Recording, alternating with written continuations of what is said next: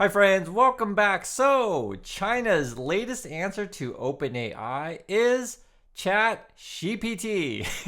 So, welcome back everybody. I had to start with this because I think this is the funniest headline I've seen in quite a while. Chat GPT, and this actually captures the absurdity that is in our markets, in our news, in our world, and also to sort of the focus of the things that we talk about: AI, China, etc. I want to start with this, and I'll give you the details about ChatGPT in a moment. But first, this is how crazy our markets are, guys. Look at this. Look at all the red in the market, except for basically Nvidia. So if you YOLO'd Nvidia, I want to hear in the comments. I guess you called it right. The rest of us are dumb for diversification. I mean, like everything is crashing except for Nvidia, and it's also nuts too that Nvidia was up, but yet like AMD, Intel, right, Texas Instruments, all these things. It wasn't like all the chips that were up. It was just freaking Nvidia. But that's what's going on. This is absurdity of our markets, guys. You can see it again here. Even gold was down, S&P was down, Nasdaq down, Dow down. Hey guys, Nvidia was up. Boeing had bad news. Live Nation slash Ticketmaster getting sued, which we'll go over this in a moment. But these are our markets, and it's hard to talk about this stuff every day, guys. Honestly, because our markets have been overvalued for a while, and so it's like, how do you talk about this stuff when you feel like everything's like kind of crazy? But we live in a world where you can make money on doggy coins, right? Or kitty coins, or cat coins, or bunny coins, or whatever. And this is just absurd. Our whole thing is absurd right now. I'll show you guys what I mean when I say how it's hard to talk about this stuff. When I look at the Schiller PE, and I don't mention it all the time because I can mention it every day, but it's just like, I don't want to harp on how absurd everything is. But this is the price to stocks compared to how much companies earn. And you can see here we're at 34.43, so fairly high. The median and the mean are around 16, 17, right? So like double where historically where we are, but you can certainly make the case is this time different. And maybe it is. Who knows? Maybe we're going to be in bubble money printing land forever. Here's another way to look at it, guys. This is the price to sales. And again, the reason why I use these kind of metrics is because it makes it easier to sort of figure out where you are compared to where you were.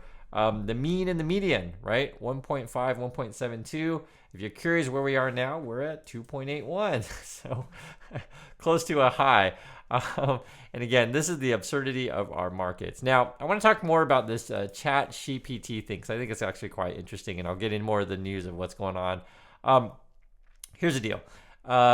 When we use our AI, and I know this Chat GPT stuff has been really popular lately, I myself don't really use it, so I'm not in that camp, but I know a lot of people do, and I know a lot of people pay for a set subscription, so there's a lot of money in this stuff. And one of the biggest problems of these things is like, where do they get their information? Now, I know if you're talking about coding and doing that kind of thing, it's different than say asking for information on cooking or who's the president or what's your opinion on news, like these kind of things.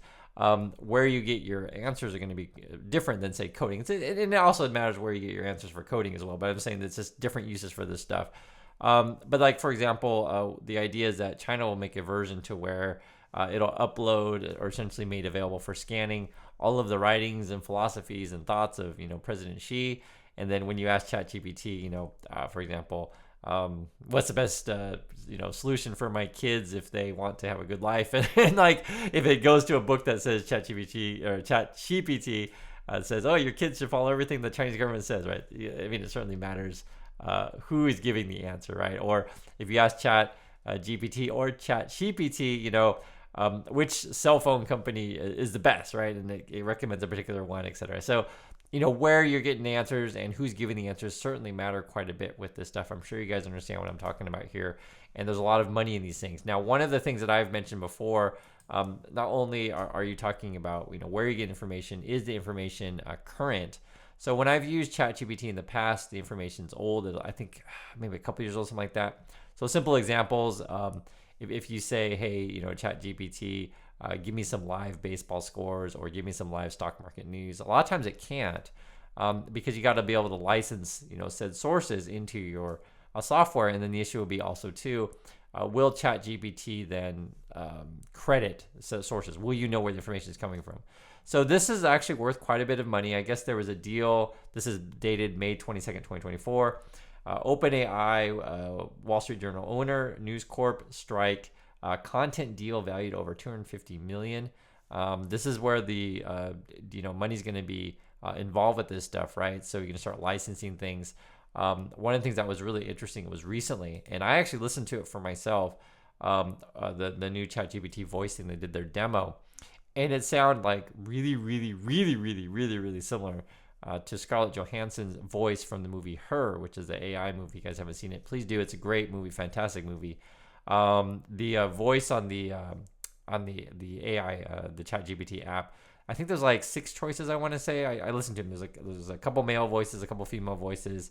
I think the female voice is called Sky on the ChatGPT one, and it sounds just like Scarlett Johansson. So you guys can make up your own mind, but to me, it's I think she's got a case, and we'll see. So she's suing him like, yo, you're using my voice without my permission. This is actually a really big deal, right?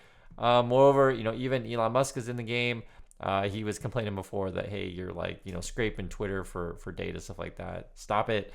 They're negotiating right now. They meaning, I guess it's Alphabet, so that would be your Google and your Facebook/Meta. They want to partner with Hollywood for AI stuff, right? Again, this stuff is worth a lot of money. Every company and studio is going to make different decisions. So, I'll just read the headlines here. Warner weighs licensing, right? So you still own the stuff, just farm it out, pay a fee, whatever, a year. Disney and Netflix say no. And when you get these new technologies, this is sort of where it's at. We're trying to figure out, okay, how far can I stretch the bounds of this stuff, right? And I'll give you an example, and it's something I lived through. And for those of you older, you guys probably lived through this stuff as well. It's funny how, like, when we look back in history, the way that people were and the way people are today. So today, if you just wake up today and you're a kid, Bill Gates is basically a philanthropist. You don't really think of him as being a technology person, right? When I was a kid, the dude was all over the news as Microsoft this, Microsoft that, and he was the richest dude in the world. I mean, we all knew who he was. And it's interesting because they did a lot of shady things over at Microsoft. I'm just being honest. They totally did. When I was a kid, I didn't really fully understand all this stuff because I was young, and a lot of these things were new. I'll give you a simple example. I remember it was a situation where they had Microsoft Word, right? And the question would be, can you use these what were they? They're not docx. They were, I can't remember what maybe there was .wrd or something. I can't remember what the file format was, but basically, the question would be, could other programs open said file format, right? And Microsoft would make all the cases why we have to have a non-open file format. I'll give you an example of an open file format, or maybe, I can't remember about the time, be something like a PDF. Should Adobe only have the rights to have programs that can open PDFs, these kind of things. These are like new things that we hadn't really talked about this stuff before. Another thing that Microsoft did in the early days was they would bundle Internet Explorer in your Windows browser, basically, or your Windows operating system, right? And so essentially that would be a detriment to all of the other companies who want to build a browser. And you guys know today, like, you have Chrome and you have Firefox and you have Opera and you have test my browser knowledge here, Safari and Internet Explorer, and I think Internet Explorer even has a new version. I can't remember what that thing's called. But the point being is that when Microsoft put Internet Explorer as the basically default browser, they kind of rubbed out other companies. Is that a monopoly, right? Or for example, on our phones these days, Apple and I think Samsung does it too, and maybe other companies. They may put Google as being your default search engine. And for the average person, they may not necessarily know how to change said things. And even for me, guys, I consider myself a pretty savvy person in terms of tech, but I have to Google stuff because sometimes I'm not even sure exactly how to change the settings. And I think companies purposely make it difficult to change settings on this stuff. It's the same way that a company like Amazon makes it difficult to cancel your, Amazon Prime. They have to, juggle through all these menus and stuff like that. So anyway, I'm pointing this stuff out because we've seen these things before, right? Meaning that new technologies come out and we have to navigate, how far companies can sort of bend or push the rules. There's a movie that I highly recommend. I mentioned this before. I actually make my students watch this movie. I love this movie. It's fantastic. It's called Pirates of Silicon Valley. It's not exactly historically accurate. It's a dramatized version, but it captures the at the era very, very well. This is Steve Jobs and Bill Gates, and it's funny, the actor who plays Bill Gates is hilarious. You can see this; he's giving like these sort of creepy eyes, but it just captures the area. Everyone was stealing from each other, and it was first to market, that kind of stuff, and it just sort of reminds me of the AI world that we live in today. One of the things that's going on also, and this is related, is what's up with Ticketmaster? They're getting sued by the government for monopoly, or Live Nation, I think is a better way to call it.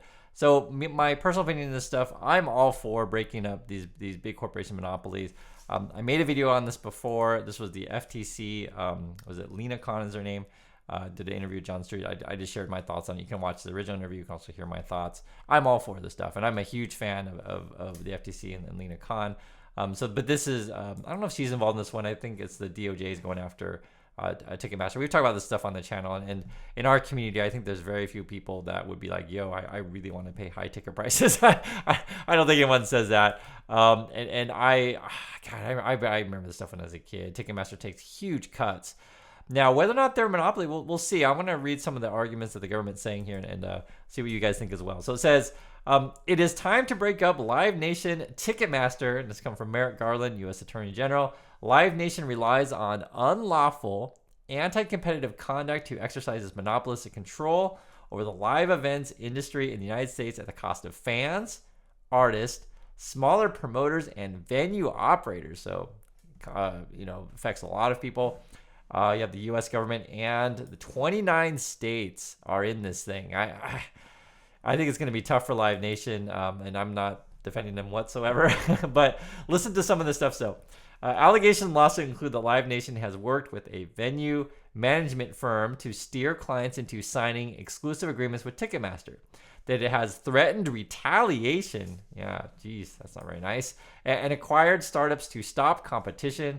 This is something that a lot of the big companies do. They just buy your competition basically, and that it signs long-term exclusive agreements with venues that prevent them from using any potential competitors, and that Ticketmaster became the default ticketing platform for several entertainment artists because Live Nation controls a large share of venues where they perform. And so, we got to separate this up. So I guess Live Nation's the venue people, and Ticketmaster are the ticket people, and why are the venue people and the ticket people together? I think that's the whole gist of it. Here's some more quotes here. The live music industry in America is broken because Live Nation Ticketmaster has an illegal monopoly. Our antitrust lawsuit seeks to break up Live Nation Ticketmaster monopoly and restore competition for the benefit of fans and artists. Here's more. The Justice Department filed this lawsuit on behalf of fans who should be able to go to concerts without a monopoly standing in their way. We have filed this lawsuit on behalf of artists who should be able to plan their tours around their fans and not be dictated by unlawful monopolies. We have filed this lawsuit on behalf of the independent promoters and venues, which should be able to compete on a level playing field. And we have filed this lawsuit on behalf of the American people. So, they're coming out swinging. That's the government. Again, I'd like to hear your guys' thoughts on this one. Like I said, I might, me personally, break them up. That's my feeling. So I'm a bit biased there, but it is what it is. This is the defense of Live Nation breaking down the DOJ lawsuit. This is on their website, and they're going to make the case that their commission is fairly low. That's the case they're going to make. So they're going to say, hey, Ticketmaster only takes 5% commission. Look at something like Twitch; they take 50%, and look at StubHub. Look at Apple; they take 30%, right? So I'll let you guys be the judge of that. If that's a good argument or not, I'll just say that that's the argument that they're going to make. They're also making, which is actually a really interesting one. This is Live Nation point of view. They're saying, hey, our profit margin is not that good. Look at Meta, look at Apple, look at the profit margins are in the 20s. Our profit margin is only 1.4. Yeah, I don't know. This idea that I guess they're trying to make the case that we don't make that much money, therefore we're not a monopoly. It doesn't really hold water with me, considering the charges against them are not necessarily related to this kind of stuff. So, and this is the other arguments that they make. I'm just wanting to tell you how they're defending themselves. This again coming from Live Nation. They say this lawsuit against Live Nation Ticketmaster won't reduce ticket prices or service fees. Okay, so they say it's not going to help the consumer, I guess. There is more competition than ever in the live events market, which is why Ticketmaster market share has declined since 2010. That's what they're going to try to show, that they don't have a monopoly. They're also going to say here, net profits show Live Nation Ticketmaster do not wield monopoly power. And they're also going to say this lawsuit distracts from the real solutions that would decrease prices and protect fans, like letting artists cap resale prices. So they're going to blame the artists on this one. So this is going to be a really interesting fight as we go through. I want to tell you what they're saying. But these are the kind of stuff that's happening. Moreover, we also have this. T-Mobile is going to be raising your rates, I guess, on some of these plans. And I guess some people are really unhappy about this. So I'm not in USA, so I have no comment on this stuff. But $2 to $5 per line, I think that would be, it would be noticeable. And the main thing is that I guess people thought that this was they call themselves the uncarrier, and there'd be no rate increase or something like that. So people were unhappy about that. So if you're on T-Mobile, you can let me know if you got a price increase, and if you are unhappy. Of course, we're all unhappy about price increase, but did you feel like they were never going to raise prices? I guess there were some expectations with that. Just to give you guys some example, and I mentioned this stuff before, and I don't mention it all the time because it's hard to really talk about it with you because, I'll tell you what it is. So here in Korea, I pay like $20 a month for my cell phone. It's going to be faster and better than anything you have in USA. Here, my internet, I think I want to say we pay about maybe $28 a month, something like that. 28, let's say 28 to 30. I can't remember exactly what it is. And it's going to be better than anything that you have in USA. If you want your Google Fiber, and I don't work for Google Fiber, I'm just saying I think that's probably your best service in USA. And I think when we had it, I think it was like maybe $80 or $90, something like that.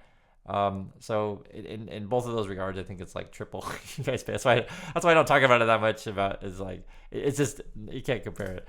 We have better service and cheaper service, and why the U.S. service is so expensive. I think some of it is the ranges that they have to do is much different, right? So for example, how can I say the if you're out in Montana or North Dakota, something like that.